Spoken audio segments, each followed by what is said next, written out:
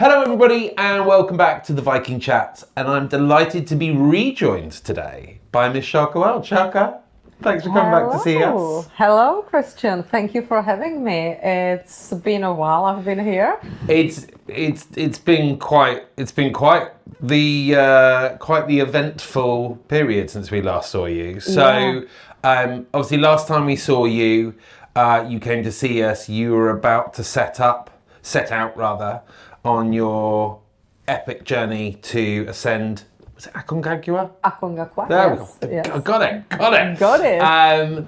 Raising funds for Propertymark Trust. Now, a lot of people will know, but some won't. Didn't quite go according to plan. Fundraising did. Fundraising did Yay. well above the plan. Yeah. So that is fantastic, and we'll talk a little bit more about that in a bit. But I wanted to talk to you about really what those last few weeks have been like for you, because you must have been through just the most insane array of emotions the last few weeks. So for those out there listening to this that don't know what happened with the climb, briefly, as much as you can, briefly explain what happened. Well, do you want to just kind of explain what went down on the mountainside? Yeah, briefly what happened is I ended up airlifted because I developed life-threatening condition, acute pulmonary edema, known in public as HAPE, but high altitude pulmonary edema is non-medical term. Medical term is acute pulmonary edema, and if I wasn't airlifted, I would have died. Jesus Christ. And so short. How far, because like I said, I want to really talk about like I said, kind of what your headspace has been like the last few weeks, because you know, when you take on a challenge like that, you take on so much responsibility, so much burden. Like I said, we'll come back to the fundraising, because that's what it was fundamentally all about, and you smashed that out of the park. But I was so blown away by your commitment in the lead up to this thing. As someone who regularly signs up, not to climbing mountains, I will definitely, I look at people like you do that and be like, no, you're fine with that. But as someone who's regularly like, yeah, 20 miles for charity, I'll go and do that, and then drag myself across the line because I do zero preparation. It was fascinating to watch the level of commitment you put in.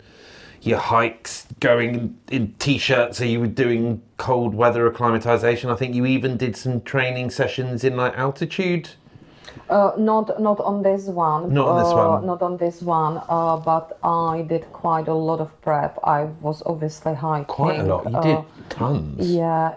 I was pretty much doing something every single day, and I would give myself one day in a week off when I would do something maybe a little bit easier, like chilled swim or still walk the dog.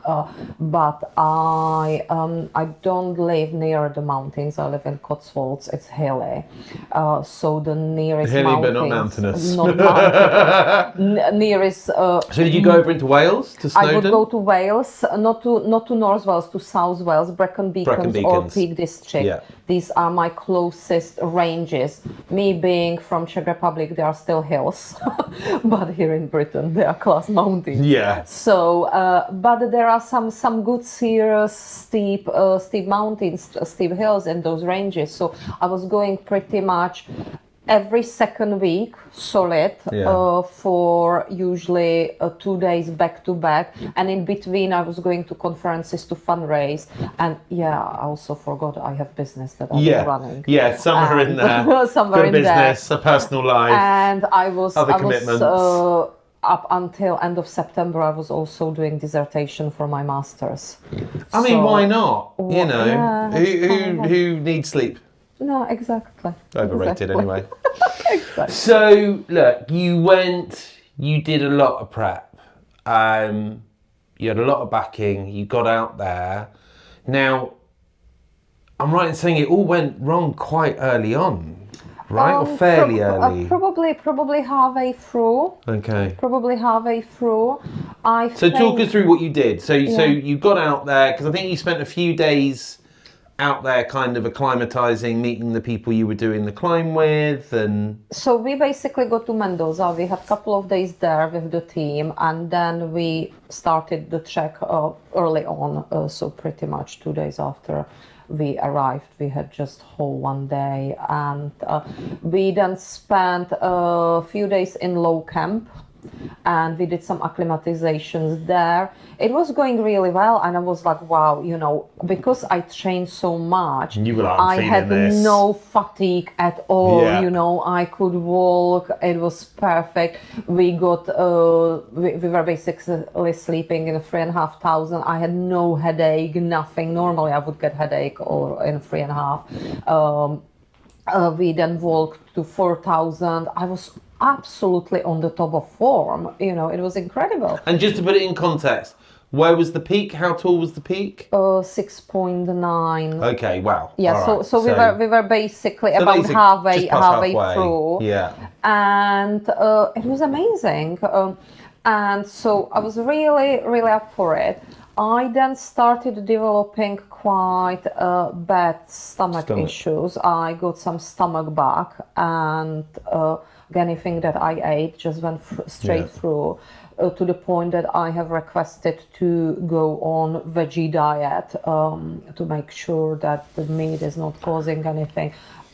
It was very challenging, and I started a little bit losing energy, not obviously fitness or anything. And then we went to base camp. And I walked at base camp. It was like 18k hike, 1,000 meters ascent. Wow. Which is a lot. That's a lot. Already at 4,000, right? So that was taking you from 4,000 to 5,000. It was taking us from 3.5, because 4,000 was just acclimatization, and back to 3.5. Okay. So 3.5 to 4.5. To 4.5. But 18k. 18k. So nearly a half marathon. It was almost half marathon, but remember, 1,000 meters ascent. 1,000-meter ascent, which at is altitude. a lot at altitude. And it was supposed to be about 10 to 12 hours hike. Jesus. And we were basically, we did it over 8 hours, which with hindsight, I don't think that was... So you think you just went too hard, maybe? I think we went as a group. I was obviously leading, we had guides and everything, so they dictated the pace. But I think it might have been just too fast. But I did it with my stomach problem. Then during the lunch, I found out they didn't pack me the veggie lunch, that it was meaty something. I couldn't eat it. So I had just my muesli bars and energy gels, and trying to eat a little bit of dry bread. Energy gels aren't great for your stomach at the best of times anyway. No. So I basically got to base camp basically on muesli bars and energy gels. On an epic ascent. Yeah. I was knackered, but went to bed. I had quite a headache. I didn't feel well. Went to bed. It was all fine. The next day was like resting, acclimatization. Everything was fine for a couple of days. And then I went to bed, because we were kind of like acclimatizing in base camp, and we were doing walks and everything. And the next day I was going to bed, and when you go to sleep, and then I started hearing this like crackling in my throat, and I'm like, oh dear, what is that? It was quite... It scared me, and I'm like, so I was like lying in the bed for 2 hours, couldn't fall asleep. The weather was turning a bit bad. So I went to see at 11 p.m. my mountain leader, and he said, "You look okay. How do you feel?" I said, "I feel fine, but every time I take breath, it's like this crackling." Anyway, basically woke up next day, really struggled to walk to the loo. And we just zero energy. I kind of like. I had no energy, and it wasn't in my legs or anything, because, as I said, I felt on the top of the world. But that day we were going to Camp 1 to take some supplies, so we were going to 5,000. It was very steep walk, so at that point, I almost didn't make it to the camp. I was feeling so bad. I thought I was having heart attack because I was having pain from left side to the shoulder. But the guys tested me and everything. I was fine. So let's just go slowly. Let's just go slowly. We made it to the camp. On the way down from the camp, because we just went again down to sleep, drop our stuff, we were kind of like going up and down, up and down, up and down. Went back and when we were walking to base camp, I had to start walking separately from one of the leaders because I just couldn't. I felt so unwell. I just couldn't breathe, even when I was walking down. Jesus. And Kristjan, I tell you something. You know me by now. I don't get worried about my life very much. No. But that was the first time ever I was thinking, gosh, is this it? Yeah. Am I going to die here? What horrifying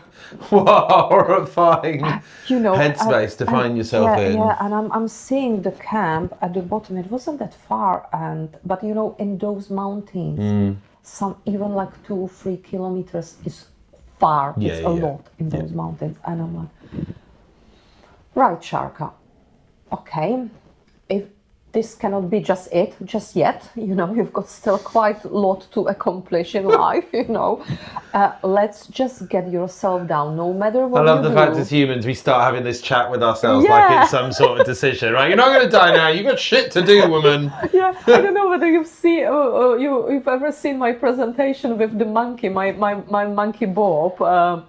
That little monkey like toy I use for presentations and coaching. I don't think I've seen this one.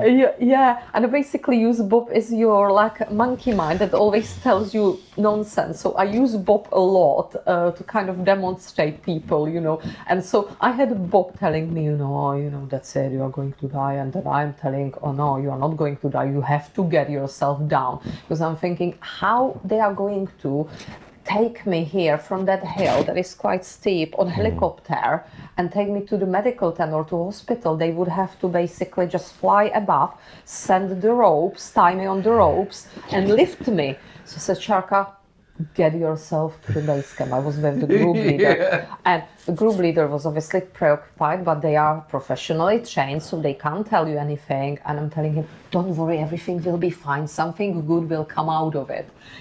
I think that he probably thought that I was starting to hallucinate or something, because I was telling him to chill, pretty much. We eventually got ourselves back to the camp, and I ended up going to the medical tent. They did like all the tests. They did also ECG because of my heart pain and everything. They said, look, everything seems to be fine, but obviously we are quite preoccupied, so you rest. What are you doing tomorrow? And I said, well, we've got this acclimatization hike to another 5,000. It was quite challenging hike. She said, if you don't feel well, do not go. No. If you feel okay, go. But as soon as you start feeling like you are feeling today, you have to stop and you have to come back. She said, I will rely on your judgment. Yeah. And I'm okay. Went off that hike. Halfway through, it was clear that you weren't going to be able to do it. That I was not going to be able to do it. And it's not, it's not that I could walk. I just couldn't breathe. Breathe.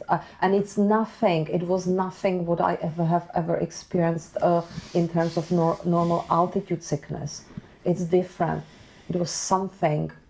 I was saying to my group leader, I said to him, look, Andrew, there is something fundamentally wrong. Yeah. I don't know what is it. Yeah. I feel there is wrong. That they're saying, right. It's, and he said, you decide, are we turning? And I said, well, you tell me. And he said, well, frankly, you won't be able to get even to the top of that hill in like how you are. said, well, you know, I'm not going to put myself into life danger. No. And I'm not going to expose other people just because I'm being stubborn and egoistic, you know, because if you do these things, you have to think not only for yourself. Well, get yourself in trouble. They've then got to get you down the mountain. You have to think about the team. You know, you really see on the mountains who is team player and who is not. Yeah.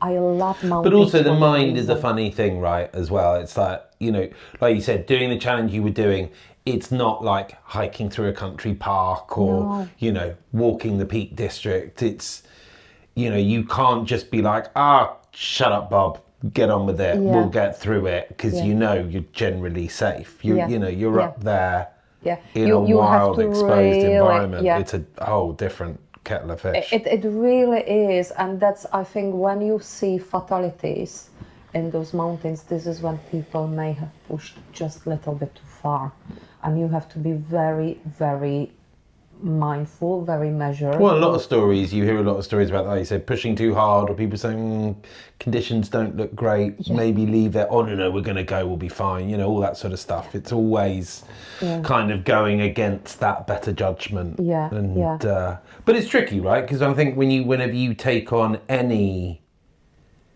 epic challenge, whether it's work or personal or charity or whatever, you know, I think when you've got that mindset that puts yourself in that situation in the first place, you've equally got that mindset of like, don't be a pussy, shut up, you'll be fine, get on with it. Like, you know, sometimes you have to have that tough mentality that gets you through those situations. But this is different, because you've got to be careful. A tough mentality, like you said, can put you in danger, can put others in danger. Exactly, it's a really fine line. Yeah. And I often, you know, I probably am always a little bit less worried about myself, because if I harm myself, it's only my responsibility, but it's the others. Yeah. I'm always very mindful, what impact does it have on others? Yeah. Also, what impact would it have on others if I die there?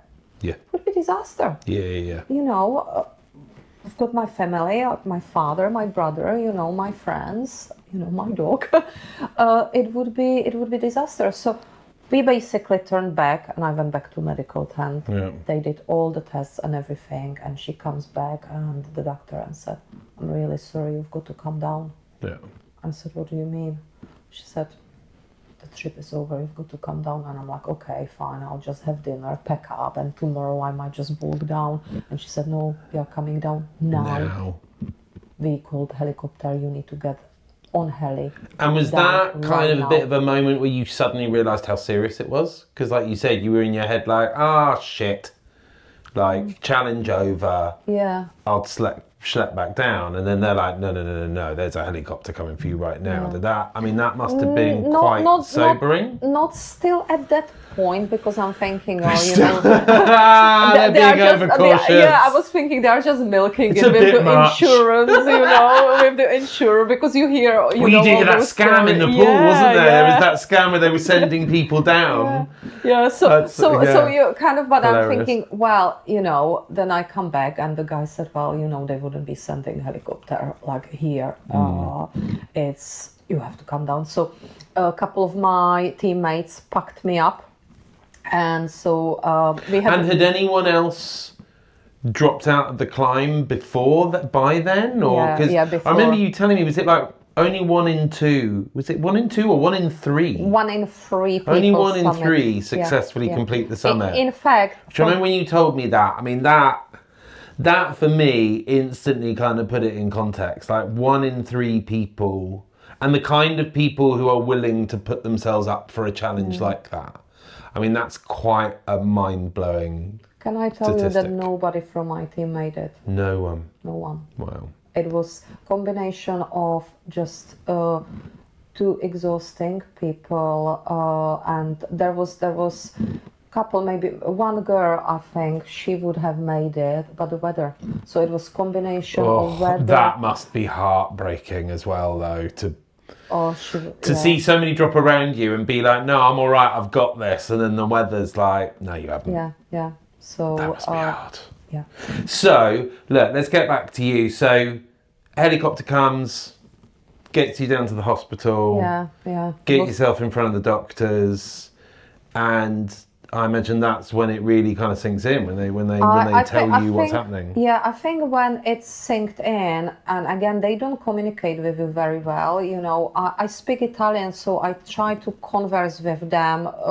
Spanish and Italian, they are a little bit similar. Yeah. You know, it's probably like Czech and Polish, so you kind of get by. If other party You tries, get the gist, you get the gist, and then you maybe something. not detailed technical medical terms and analysis. No. Yeah. But I suppose when it really started hitting was I got down on helicopter. It was like from Top Gun. It was amazing. You know, go down from heli. The ambulance comes. They put me into ambulance. They plug me straight onto oxygen. I'm like, okay. Why do I need to be on oxygen, you know, because they said, do you have still your pain? And I said, I'm a little bit short of breath still. Okay, plug me on the oxygen. And they start like measuring me.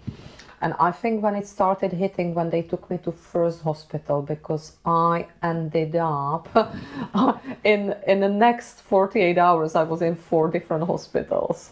Jesus Christ. So they took me from the helicopter by ambulance to a village hospital. It was called Uspalata.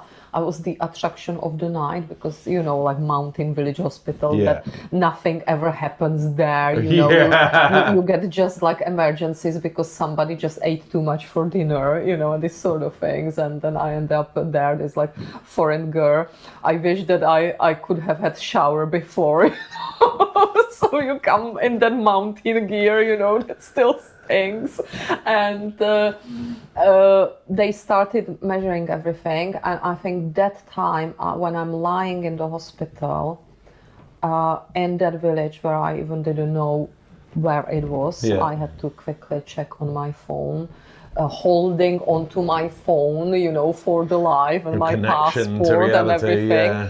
And when the doctor came and said that my oxygen levels are too low still, that they would have expected by now they would be normal, and that he said, we are going to keep you on the oxygen for a couple of hours, because the plan was to bring me down from the mountain. As soon as I'm down, oxygen level improves. The taxi takes me to my hotel. Game over. Enjoy days, yourself. Resting, recovering. But it wasn't like that. So my oxygen levels weren't improving. So they kept me on the oxygen for a couple of hours. Then it improved. So he unplugged me from oxygen and he said, let's just wait for an hour. If you are fine, we'll send you home. If you are not fine, you have to go to hospital. I was without oxygen for an hour and my oxygen dropped to 90. If you know about oxygen levels, about oxygen saturation, if you are at normal level like here and your oxygen levels are 90, you have to go to A&E. It's life-threatening on normal level, not on in high altitude. I think like 85, 80 is fatal, right? Yeah. So basically, they plugged me back and they said, you've got to go for further investigation to Mendoza. Christ. So they sent ambulance. Ambulance came. I'm lying there for about 2 or 3 hours until ambulance comes. Ambulance comes around midnight. They shovel me onto another ambulance, keep me on oxygen, and then I'm driven for about 2.5 hours to Mendoza, to a hospital where they are used to deal with people who come from Aconcagua, mountaineers, climbers. So they did all the shebang of the But then tests. you ended up being bounced onto 2 more hospitals. Yeah. So basically... Was that kind of because of aftercare or stuff? Because I had episode in the hotel. We had a seizure. Some sort of fit or seizure. I couldn't breathe. Right.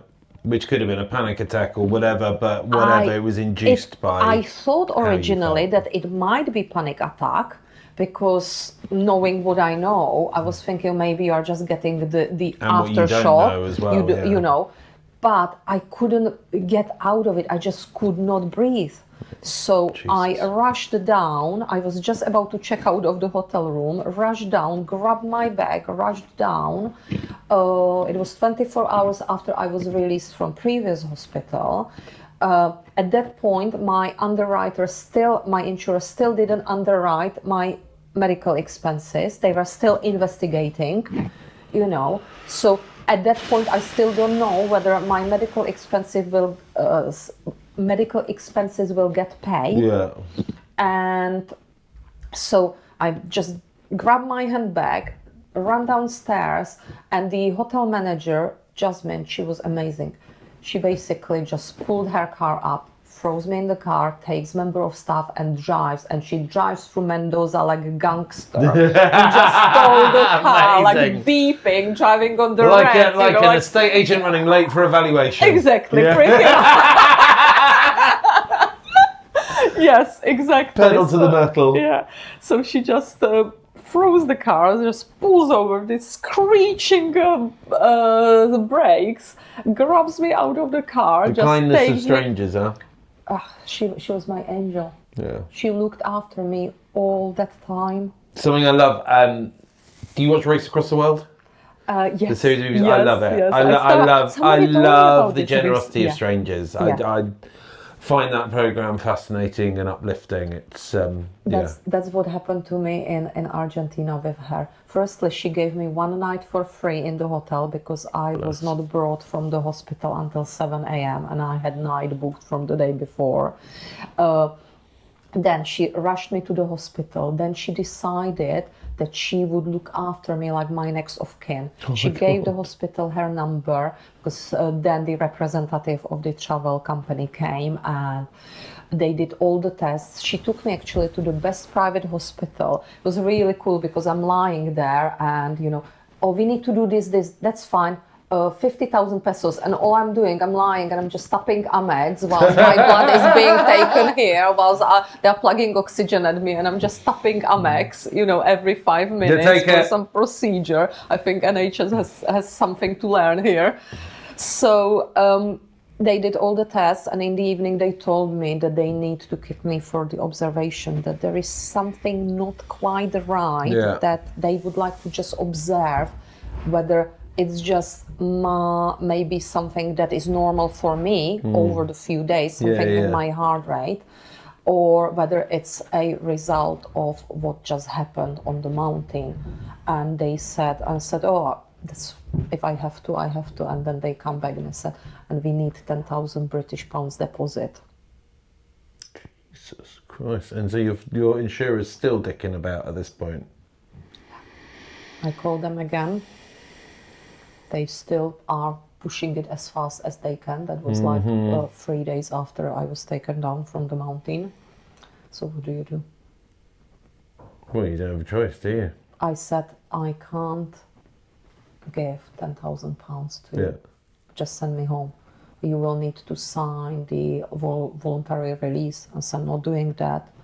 They come back, they said, we are sending you to public care hospital. When I heard public care hospital in South America, I had tears in my eyes. I'm like, right, I said, I don't want to go. They shoveled me to this hospital for poor people. The treatment was atrocious. They treated me with such indignity. I didn't have even screen between me. It was mixed ward. I was perfectly able to go to toilet. I was not allowed to. Because somebody would have to actually take me off the machines, and that was just too much work to do that for 2 minutes. So I was made to do my business on the bedpan in front of doctors and nurses and males without screens. And to top it up, they stole my pocket, travel money that I had in the purse. Oh, lovely. It was enclosed coronary unit. Oh, a joy. So, very cool. But got discharged from that and then got released, stayed in, because my flight was only a week later. So I was thinking, well, I'm here. Underwriter still, if didn't say what is what, didn't approve whether they would pay for early flight. The joy of insurance companies. So I was thinking, you know what? I'm just going to stay here and recover here, and I'll just make the most out of the time that I've got. And I remember you posting, like, you were exhausted. I was exhausted. You were just I was, I started obviously immediately like walking and doing things very, very easy. Like my biggest success was a 3-kilometer walk to a park that was on the For a minute, I thought you were going to say to a pub. That's where I thought, that's where I thought that was going. To a park, right? Very sensible. To a park, yeah. Well, the pubs were there as well, But and thing is, I couldn't do the normal things. I had a meal, I had dinner, and I was exhausted. Because just eating that dinner, eating food requires oxygen. And it exhausted me so much that I had to go and have sleep. Yeah. It was like that pretty much, and then slowly I was like recovering. And this has carried on, right? This has taken you a while since you've been back, because it wasn't just that week, it's taken you... It took me, I would think, it's 3 months, since it happened, and about 2-3 weeks ago I started feeling fully back to normal. And I've been obviously training again, but everything very slowly, zone 2. Now I finally feel okay, so I started pushing that. So physically I feel I am back to normal. Emotionally I squared with everything as well. This is one thing that I would like to kind of point out, because a lot of times people really underestimate the impact of completing the challenge.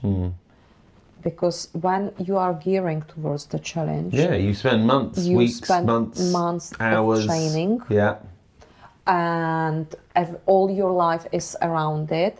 Naturally, what happens with body is you are high on adrenaline. You build everything around it, right? You build everything around cortisol, everything is your life. It's your purpose, it's your reason, it's your... Exactly. And then you finish that, and I was always preparing myself for the countdown, because I've experienced the countdowns a few times. And you finish it, and then you are now what? What I am going to do. Everything what is next? Everything has finished. What is my purpose now? And then people move on. Everybody has got busy life. Everybody moves on. So all of a sudden you don't have that community. And then you are. So this is really important that people actually learn to manage it. That's why if you look at professional athletes and they have their coaches, the coaches actually coach them down after the event. There needs to be the event of rest and assessment and recreating purpose. So I have just gone through that myself with the support of friends in last 2-3 months, because also I didn't complete this successfully the way I wanted. And that's hard. And this is really hard, So I will not even go into how I felt as a failure, even though that cognitively I know I am not. That there was always chance, only 30%. Rationale has got fuck all to do with it, right? It's not. It's the emotion. There is no rationale to it. I can very much. Obviously, I've not been through anything terrifying where I thought I was going to die, but I can very much identify with that obsessive work towards something. Anne and I used to do triathlons. As is evident, I do not anymore. But Anne and I used to do triathlons together, and how long ago was it now? I think it was 15 years ago now. I had decided I was going to go and do a half Ironman,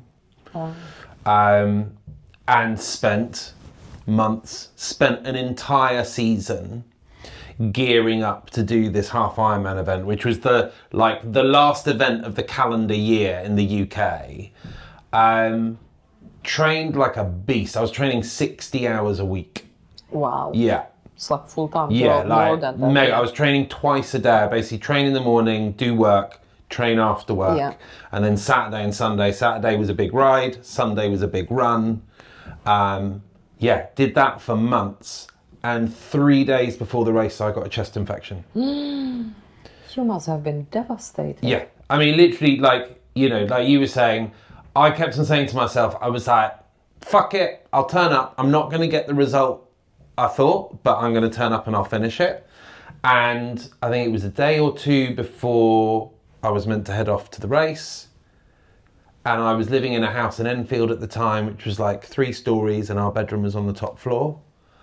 And I went to go and get something from my bedroom. And by the time I got to the top floor, I was out of breath. I was, some of the things you talked about, that out of breath, that exhaustion. Yes. And I was so like, you understand it. What the fuck? I can't go and do this. Like, I can't even climb 3 flights of stairs. And that literally was when I stopped doing triathlons. Like, that really screwed my head. I'd trained hard for like 5, 6, 7 years. I'd never been interested in endurance athletics. I loved my sport, but it was all power, sprinting, all that sort of stuff. And it was a really interesting journey getting into trying to do endurance sports. I wasn't good, but I got into like enjoying the mindset of it and the challenge of it. But that really messed me up for like months. So like I stopped training. I haven't done a triathlon since. I stopped training with my trainer who'd been training me for like 7 years. And yeah, it really, that self-perception of failure, and it's not necessarily the failure you focus on, but it's you've spent so much time and effort focusing on this singular outcome, and when you don't get any kind of I think you'd prepared yourself with the possibility you might not make the very top, but I think in your head you were like, I'm gonna get fucking close. In my head, like, it was that I get at least higher than I have ever gone, which obviously didn't happen, and so disappointment with myself. Then you go through the review, you are reviewing what could I have done better, is there anything that I could have done differently. Then you go through the loop of self-assessing, and you find out no, you probably and you nitpick, right? didn't. You find those little things. I skipped that meal, I skipped that session. And you need to come to understand that this is how it was meant to be. I'm believe it or not, I'm very commercial person, but I'm also quite spiritual in a way that you just can't push what is not there for you. What is there for you will not go by you. And I think that from so-called failures, they are not failure. No. They are feedback. Lessons, they are lessons, something is giving you feedback. It's easy to say, but they're lessons. It is. And these lessons in life, whether it's something happens in your work, in your personal life, or whether it's sporting events, they either can make you or break you, and that choice is yours. Yeah. And I think you'll probably identify with this as well. It's much easier to be nice to other people than it is to be nice to ourselves. Absolutely. I will back anyone. I will support anyone, and reassure them that everything they've done is everything they could have done, and blah blah blah. I'm not that kind to myself, and I'm sure you're probably the same. I think it's a very common trait. But look, so let's turn this now onto a positive frame of things. You're getting upset. Oh no, I've had an emotional day. I've been. But so let's turn it round now. So see, now I want to hug you. It's all right. We'll tuck into your special gym in a minute, and then everything's gonna be fine. We've got the good Czech stuff. It's gonna get serious after this. But no, Sarka, let's focus on a couple of the good things, right? Yeah. Let's round this up with a couple of the good things, because it's funny. It's really important everyone understands what you've gone through. But I'm always a glass half full guy, and I think we acknowledge the struggles and the failures and the lessons, however you want to frame it. But I always like to focus on the positive things that come out of these things at the end. So let's first of all talk about how, because it feels like talking to you, you've learnt a lot this last 3-4 months, and it feels like actually, as hard as it's been, you're probably in a stronger, healthier mental space now as a result of going through this shit, right?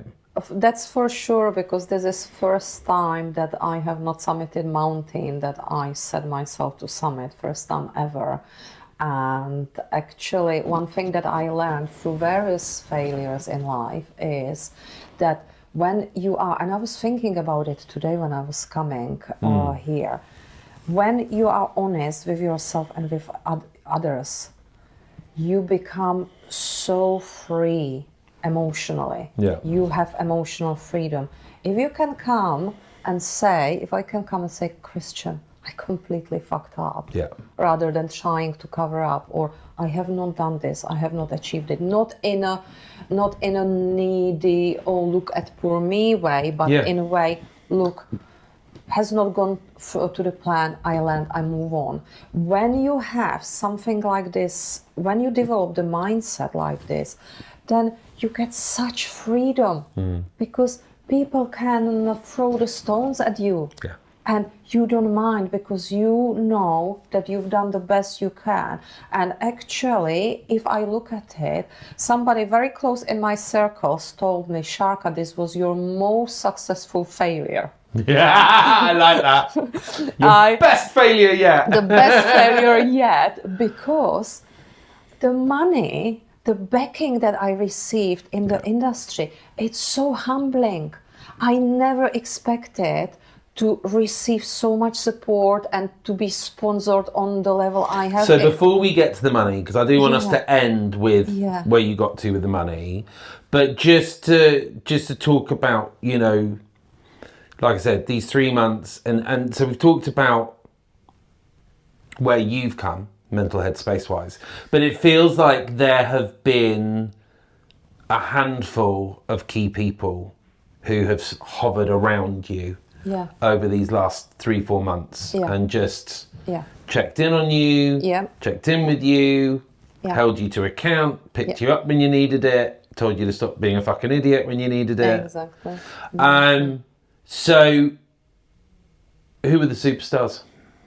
So, my 3 superstars in the industry that you probably know were Megan, Harry, and Mike. They really stood by me, like on the mountain, after the mountain. They were absolutely incredible. And then outside the industry, who else stood by you? And outside of the industry, I've got friends. I've got my friend Claire. I've got my family, my brother, my dad. They've always stood by myself, you know. And the thing is, I kind of almost don't want to name people for the sake of naming, because there are loads of people. And anyone who's been missed off. And I don't want just stress. Sarka didn't mention my name. Exactly. because there are other people. There are other people, many other people who've been checking in with me, you know, and. But isn't it lovely? Isn't it reassuring to know that you've got these people? Yeah.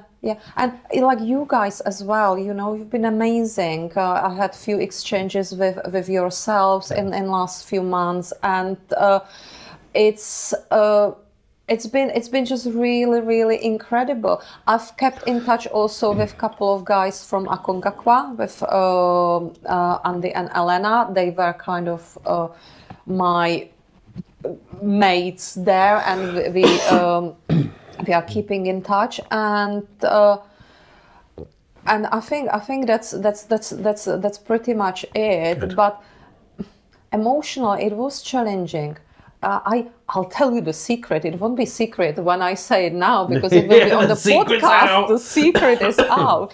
But I was like, not worried, that's the wrong word, but I didn't want to go back. I was thinking, how am I going to face all these people who supported me, who sponsored my trip, who basically, because all the money that was raised went to Propertymark Trust. Yeah. But people wanted to see me on the top of the mountain, as somebody actually said on one of my socials, we often sponsor people to do challenges, and we don't realize that sometimes these challenges are so hard that they might not actually complete the challenge. And I had to really take my own medicine. Like, if I coach somebody, if I train somebody, if I speak or support somebody, I tell them don't be hard We on support you to yourself. make the effort, right? Yeah, It's not the outcome. It's not the the effort. outcome. It's what you've done. And I had 3 main goals with this expedition. The goal number 1 was to raise money for Propertymark Trust, and they are not in any particular order. No. Second goal was to create awareness of Propertymark Trust, to make sure that people actually understand what Propertymark Trust does, how they can help, and what people can do to support the trust. And third one, to summit the mountain. So actually, if you think 2 out of about 3. it, 2 out of 3, it's the same. Like there is 30% chance of summiting the mountain. I basically achieved the other 60% of whatever I wanted. Exactly. So from that perspective, if we flip it on the other side, it was great success. Exactly. And so talking about great success, am I right in saying your original goal was to raise 10,000? Yes. And where did we end up in the end? 25,000, and I think it was 25,184 or something. Wow. Yes, that's what it's about. And that will support many, many people who need it. And like you said, Propertymark Trust, not enough people are aware what it is and what it does. You've done an amazing job in raising its profile. And yeah, well, I think it's a lovely place to end up. Thanks for coming today. Thanks for coming and sharing your story. Thank you. Give me a hug. And now it's time for check gin and lunch. We ride. So thanks for coming in. Guys, thanks for joining us. If you haven't donated to Sarka's thing, you still can. If you don't know much about the Propertymark Trust yet, why don't you? Find out more. It's amazing. And join us next time.